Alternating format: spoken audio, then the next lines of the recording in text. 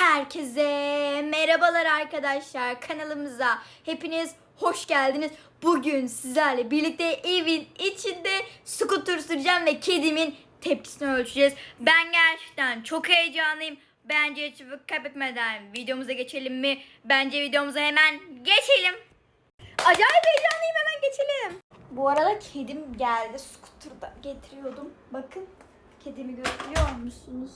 Kediciğim geldi. Evet. Size hemen şuraya koyuyorum. Şimdi bu scooter şuradan uzayabiliyor Allah'tan ki. Şöyle bir scooter. Şimdilik böyle idare edeceğim. Destur bismillah. Şimdi hemen kamerayı öyle bir yere sabitlemem gerekiyor ki veya hemen bir kameraman bulup hemen geliyorum. Bana yardımcı olacak bir kameramı buluyorum ve hemen geliyorum. Evet, lavaşımı getirdim. Arkadaşlar şuradan aşağısını görüyorsunuz. Bu şekilde bir çekim yapacağız. O zaman bence hiç vakit etmeden başladım. Kedimi buraya koydum. Scooter da burada. Destur bismillahirrahmanirrahim. Çocuğum gel.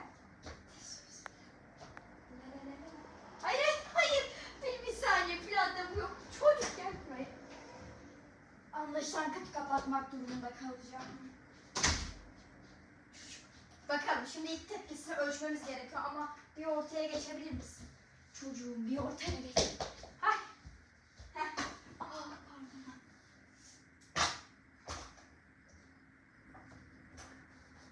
Böyle ilk karşılaşması şu an. Şşt. Oralara girme çocuk. Çık git oradan. Ya bunun böyle olmasını bilmiyordum. Çocuğum in. Biraz insan korkar. Biraz çaktırmadan bir kork bari.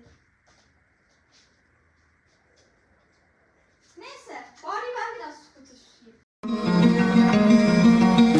Just call me up, just call my name.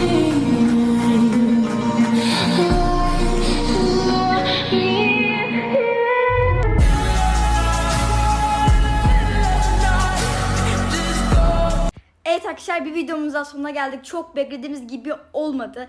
Eğer videomuzu beğendiyseniz like atıp kanalımıza hala abone değilseniz aşağıdan da kanalımıza abone olun. Unutmayın. Hepinizi çok seviyorum. Bir sonraki videomuzda kendinize iyi bakın. Görüşürüz. Hoşçakalın. Bay bay.